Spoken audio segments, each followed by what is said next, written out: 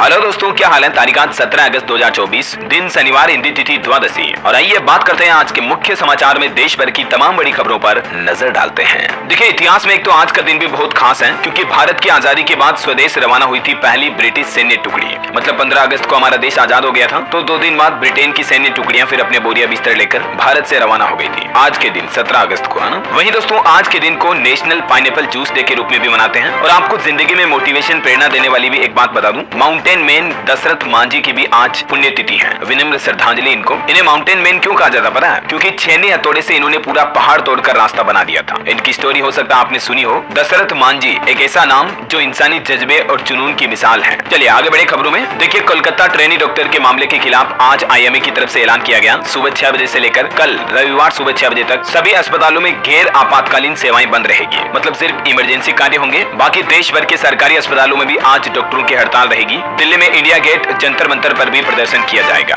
देश भर के अधिकतर राज्यों में हड़ताल पर रहेंगे डॉक्टर, तो मरीजों को भी परेशानी झेलनी पड़ सकती है। ओपीडी, आईपीडी समेत सारी सर्विस बंद रहेगी। केवल इमरजेंसी केस ही अटेंड किए जाएंगे। और वहीं देखिए दोस्तों, कोलकाता रेप मामले में पूर्व प्रिंसिपल को भी अब सीबीआई ने हिरासत में ले लिया, उस मेडिकल कॉलेज के, क्योंकि इसके परिवार को इंटर्न और डॉक्टरों पर भी शक है। और इसी बीच केंद्र सरकार ने एक बड़ा फैसला लिया। हेल्थ वर्कर्स पर अगर हमला हुआ तो 6 घंटे में एफआईआर दर्ज कराई जाएगी। कोलकाता कांड के बीच डॉक्टरों की सुरक्षा को लेकर अब केंद्र सरकार ने बड़ा फैसला लिया है। किसी भी तरह की हिंसा पर 6 घंटे में एफआईआर का नया नियम लागू हो चुका है। कोलकाता के जो मेडिकल कॉलेज में तोड़फोड़ हुई, सबूतों को मिटाने की कोशिश की गई, इस पर भी हाईकोर्ट में सुनवाई हुई। और देखिए, हाईकोर्ट ने कहा कि पुलिस अपनी खुद की सुरक्षा नहीं कर पा रही है, भला डॉक्टर निडर होकर कैसे काम कर पाएंगे। देखिए, मतलब इस केस की जांच में अब पुलिस प्रशासन की भी लापरवाही सामने आ रही है। और दोस्तों, कोलकाता के इस मामले के बाद अब देखिए आप तमिलनाडु में भी एक ट्रेनी डॉक्टर के साथ छेड़छाड़ की कोशिश की गई। उसने भागकर खुद को बचाया। और अभी कुछ ही दिन पहले उत्तराखंड में भी एक नर्स के साथ सेम यही हादसा हुआ। उसका कंकाल यूपी में मिला। आरोपी को राजस्थान से पकड़ा पुलिस ने। मतलब देखिए, इन असामाजिक तत्वों को तो ऐसा सबक सिखाना चाहिए ना कि ये जिंदगी में कभी ऐसे घिनौने काम करने के बारे में सोचे भी नहीं। अब सरकार, कोर्ट और प्रशासन से हमें उम्मीद है कि इन पीड़ितों को जल्द ही न्याय मिल पाएगा। हालांकि दोस्तों, डॉक्टरों की अनिश्चितकालीन हड़ताल को लेकर मध्य प्रदेश हाईकोर्ट ने कहा कि ये अवैधानिक है और हाईकोर्ट ने नोटिस जारी कर 24 घंटों में जवाब भी मांगा है। चलिए अगली खबर देखिए आप। भारतीय अंतरिक्ष एजेंसी इसरो ने रचा एक और कीर्तिमान। SSLV-D3 की सफल लॉन्चिंग हुई।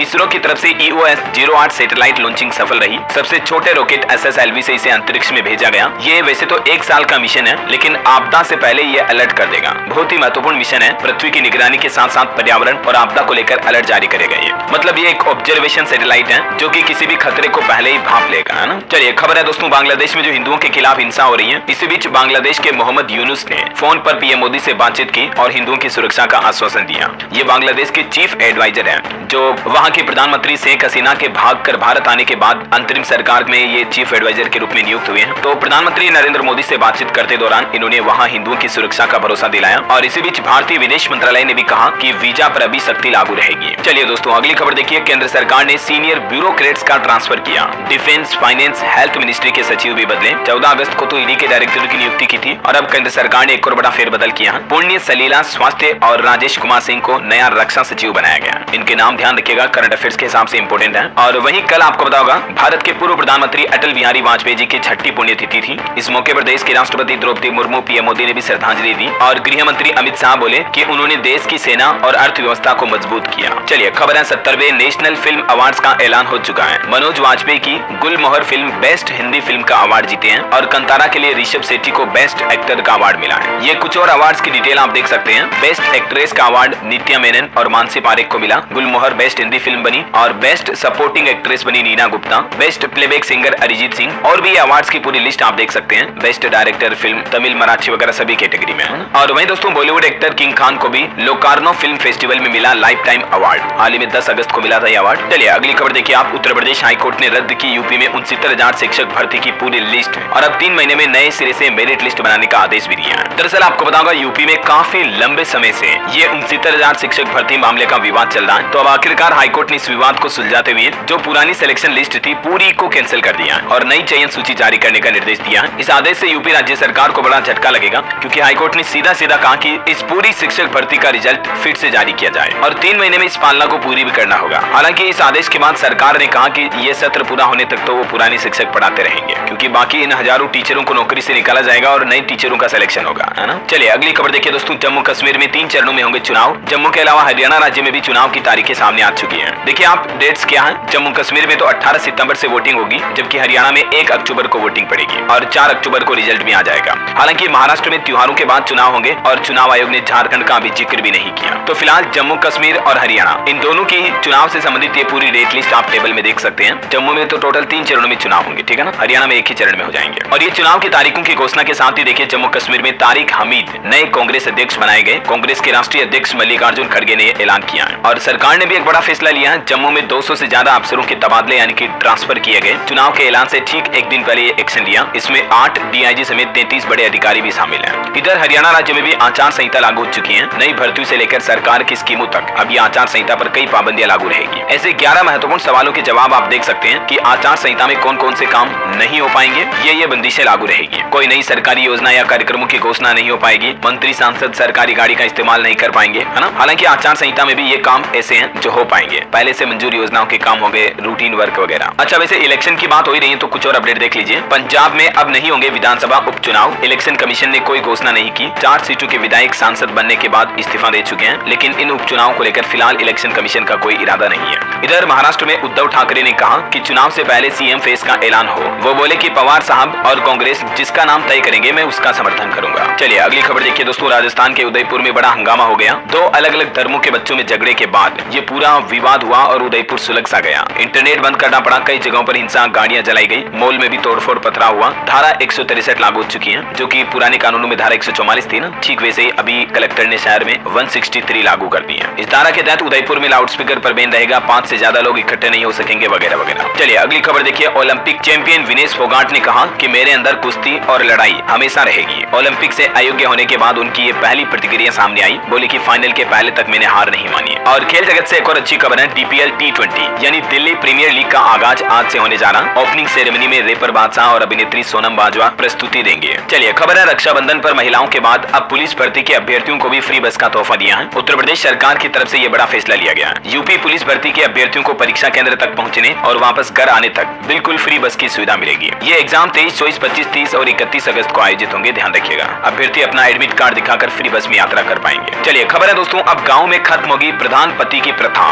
केंद्र सरकार उठाने जा रही बड़ा कदम। 18 राज्यों में अध्ययन यानी कि स्टडी की जा रही इसको लेकर। मतलब गांव में आपको पता होगा दोस्तों अभी भी प्रधान पति और सरपंच पति जैसे शब्द सुनने को मिलते हैं। लेकिन इस प्रथा के खिलाफ सुप्रीम कोर्ट में एक जनहित याचिका भी दाखिल की गई है। और इस याचिका के बाद अब केंद्र सरकार भी ये प्लान कर रही है कि ऐसे शब्द जिनका समाज में इफेक्ट सही नहीं पड़ता है, ऐसे शब्दों की जगह अब दूसरे सामान्य प्रशासनिक शब्दों का इस्तेमाल किया जाएगा। डिटेल आप देख सकते हैं। चलिए अगली बड़ी खबर आ रही दोस्तों। मुद्रा लोन योजना को लेकर बड़ा अपडेट देखिए। अब मुद्रा लोन लेने में होगी मुश्किल, क्योंकि नियमों को सख्त करने वाली है सरकार। वैसे तो केंद्र सरकार मुद्रा लोन के जरिए हमारे देश में रोजगार सृजन को बढ़ावा देने की लगातार कोशिश कर रही है। हाल ही में बजट में भी आपको पता होगा इसकी लिमिट को 10 लाख से बढ़ाकर 20 लाख कर दिया गया। और अभी मौजूदा नियम के मुताबिक मुद्रा लोन अधिकतर छोटे कारोबारी लेते हैं। उनका फिजिकल वेरिफिकेशन मुश्किल होता है। ई वेरिफिकेशन से बैंकों का काम आसान हो जाता है। लेकिन इससे अब कर्ज लेने की प्रक्रिया कुछ जटिल हो सकती है। यानी कि अब मुद्रा लोन योजना से संबंधित लोन लेना थोड़ा मुश्किल होगा। अब नए नियमों के मुताबिक लोन देने से पहले बैंक उस शख्स का बैकग्राउंड चेक करेंगे, यानी कि फिजिकल वेरिफिकेशन होगा। कहाँ वो शख्स रहता है, क्या करता है, उसकी सिविल वगैरह कैसी है, सब कुछ डिटेल्स चेक की जाएगी। और लोन लेने वाले के बैकग्राउंड की जांच के लिए नीति आयोग ने गाइडलाइन बनाने का सुझाव भी दिया है। बहरहाल अभी तो कुछ और महत्वपूर्ण और काम की खबरें देखेंगे, लेकिन फिलहाल वक्त तो चला